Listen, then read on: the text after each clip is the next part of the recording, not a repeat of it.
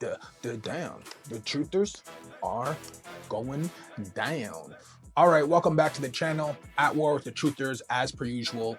Today what we're going to be doing is debunking the Ultimanias and why they don't mean nothing. So stop quoting them.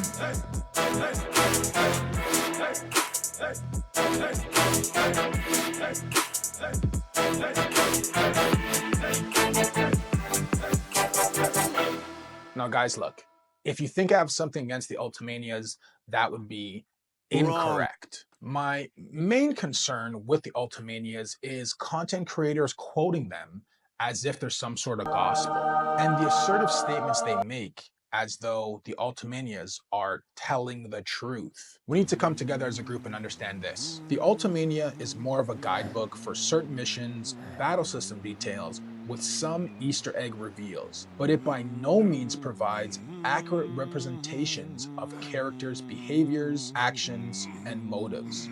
It is filled with misdirection because the Ultimanias are made to be spoiler-free. Here are the 3 reasons with concrete examples of how we know the Ultimanias are complete misdirection. And look, I'd generally be okay with this type of misdirection if at the end of the book they provided a true rendition of the characters with some sort of spoiler warning. Without further ado, let's crack this baby open and check out the remake Ultimania. Okay, let's open this up and hopefully prove me, this idiot on the internet, wrong. Okay, so Cloud Strife is our first character here. The pages open up, but let's see what they're saying about your boy, Cloud Strife. Because for me, Cloud doesn't become cool until Advent Children and maybe Dirge because he switched out his outfit. Imagine being passed out for 4 years and someone writes such a glamorous description of you and your accolades.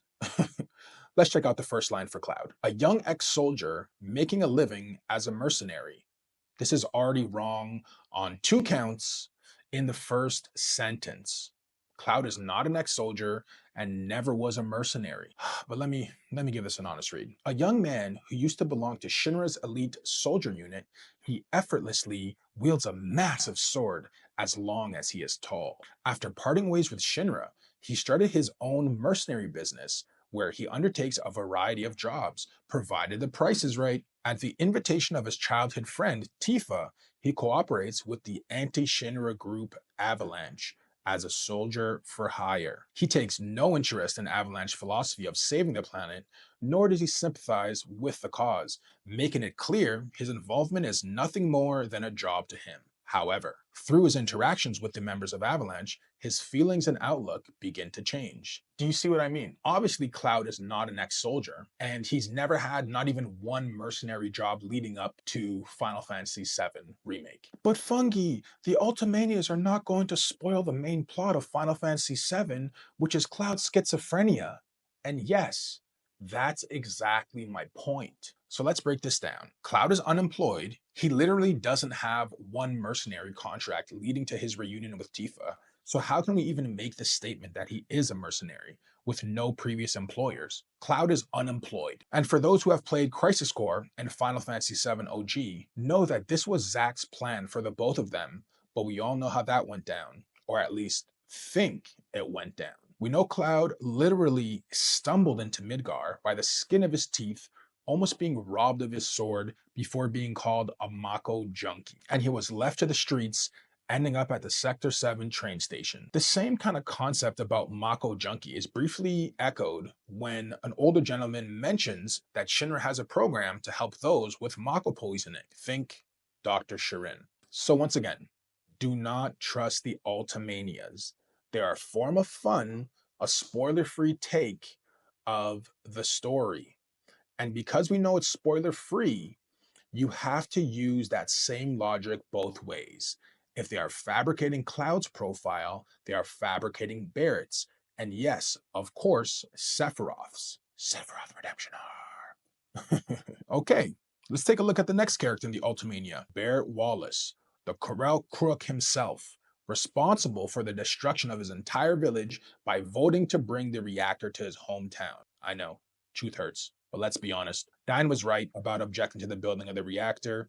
even though he went completely bonkers in the end. A common theme in the game that I'm kind of picking up on is that the bad guys, Dyne and Sephiroth, seem to be the ones that made the correct long-term judgment decisions and were villainized but were eventually proven correct. All right, let's get to Barret. So I want to focus on the second page here of dialogue because this is another inconsistency in the game versus what the Ultimania tells us. You're gonna stand here and pretend you can't hear the planets crying out in pain? I know you can. Then it says, if the planet's blood continues to be sucked out, its life force will eventually be exhausted. Barret's frustration only grows when Cloud coldly snubs the heartfelt plea. So here Barret tells us that we're essentially sucking the planet dry because the citizens of Midgar and around the world are using mako, and eventually the planet will run dry. The statement that the planet will run dry of mako and eventually cause its destruction goes actually counter to what we see in the game with Tifa's own dialogue. Here again shows the Ultimanias are misdirection. In the Nibelheim flashback, we see Tifa talking to Zack, Cloud, and she tells him, yeah, but if we keep using mako to power our homes, springs like this will disappear, right? Tifa clearly tells Zack, Cloud, something very similar to Barret's above conclusion. However, she's proven wrong with her own review of this exact same natural mako spring a couple years later. She says in Rebirth, wow, it's so much bigger. Now, if we're sucking the planet dry, why would the natural forming materia have increased in size? It wouldn't. It would have reduced in size, leaving a gaping hole in the argument that Barret first placed for doing all of his eco-terrorism on we have to do this to save the planet. Even if we look at later in the game in Rebirth, we can see that when we do the mission in Cosmo Canyon, when Bugenhagen tasks us to go take a look at some of the natural mako springs, even he kind of suggests, is it dying or is it just starting to live? And the concept of energy, at least from a theological side, is that from the initial creation, energy cannot be created or destroyed. Energy can only move in a different kind of vibration. So paper or trees turn into paper, which turns into money. Then if you burn the money, it's not actually gone, is the general theory about energy. It's that it becomes smoke, it becomes fumes, it becomes a higher state of vibration until that energy is turned into something else, but it's never destroyed. So let's take a look at Tifa's remake Ultimania and spot the red flag misinformation. A member of the anti-Shinra group Avalanche, she runs a bar called Seventh Heaven, where the organization has its hideout. Despite viewing Shinra as an enemy, she struggles to come to the terms with radical operations that embroil the lives of ordinary citizens, such as bombing mako reactors. In the midst of this emotional turmoil, she reunites with her childhood friend Cloud and invites him to help out with Avalanche's missions.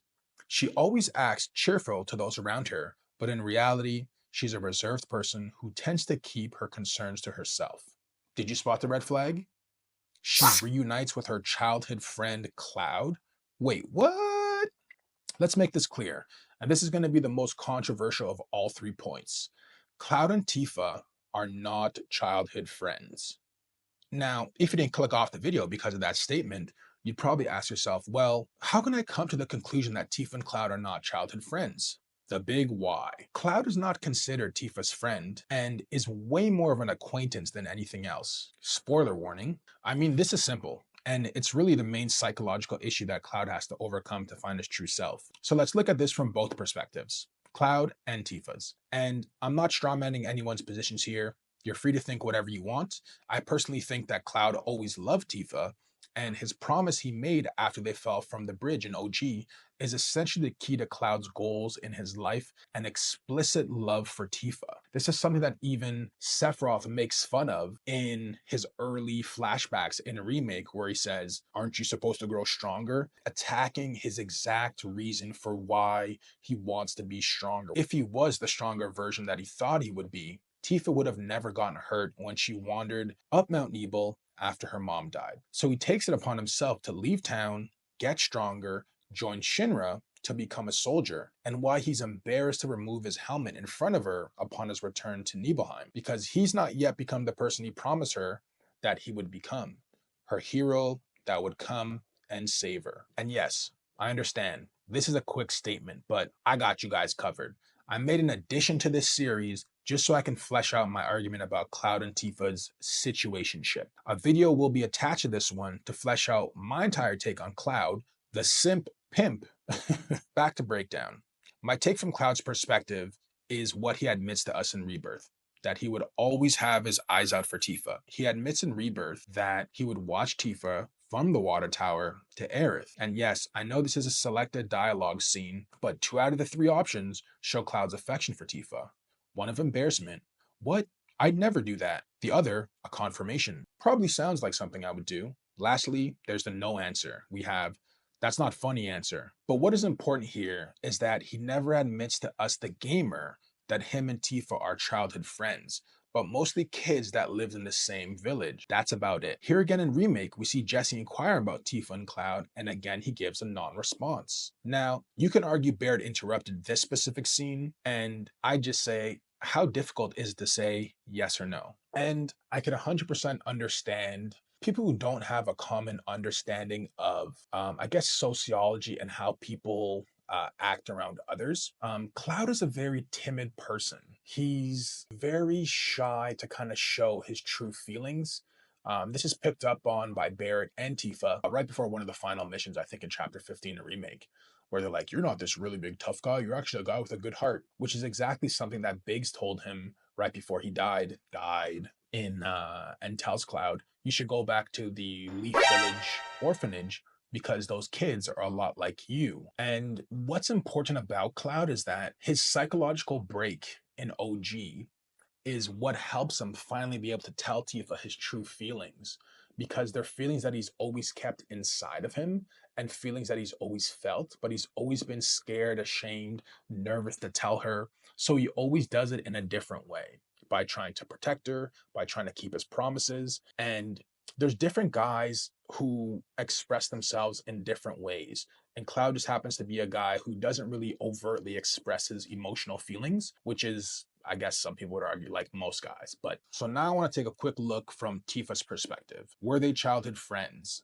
Negative. I think something that's very clear in the OG dialogue is that Tifa did have a physical attraction to Cloud, but only really started to feel him after he left town. She says in this subconscious scene that she thought Cloud was cute, which is why she agreed to see him at the water tower. She then admittedly confirms in her dialogue that they were not close friends as children. Cloud then elaborates that he always wanted to be a part of the group, but thought her friends were immature and stupid, laughing at every stupid thing. Tifa does admit that only once Cloud left town did she begin to wonder about him, and would read the newspaper articles to see if she could spot any of his progression at Shinra. Cloud's exclusion from Tifa's group of friends when they're kids indicates that they might have known each other as children, but to say they were friends is a major stretch that does not bear the weight of the original game. And at least in the remake series, it's something that isn't strongly shown between the two. We have flashbacks that Cloud remembers Tifa calling them over, which you could argue could be manipulated by Genova. We have scenes when Tifa's in the live stream where Cloud is the only one that appears to be chasing her down when she's going to climb Mount Nebel, which is accurate with the original. But the outcome of when she fell down is the rest of her group of friends blame that Cloud egged her on, and she has a lack of recollection of what actually happened. And the townspeople believe what her core group of friends said, and kind of why Cloud and her kind of went their separate ways even further than their initial interactions as children. But I do think that they are going to build more dialogue between the two of them. They are going to show kind of more of a connection, because that's really what Cloud's whole purpose is to be stronger so I can protect Tifa. So for all the truthers that cling to the Ultimanias as the ultimate truth and are like, gang, gang, squad, Ultimania, you, what's up? I just want to make it clear that's like zero part of me. Zero. Not me, not this channel. And I think I've clearly just shown 3 simple examples why the Ultimanias are not made to be the truth. They're meant to be spoiler-free, Easter egg finder, combat improvement, materia, weapon enhancements, combinations to kind of beat the game easier. And I hope now you better understand my stance of why I don't use the Ultimanias as gospel for the game. So what do you think? Are you still using the Ultimanias as some sort of canon for the remake series? Are you scrounging over the internet to trying to find the Japanese version and translate it to English so that you think you have a heads up on the English speakers? Let me know what you think about the Ultimanias, the books, and if I got every single thing wrong here. As per usual, let's argue about it in the comments, and I'll catch you on the next part, which is going to be a deep dive, and I hate that I'm even being a part of this, a deep dive into Cloud and Tifa's lie of childhood friends. Catch you on the next one. Be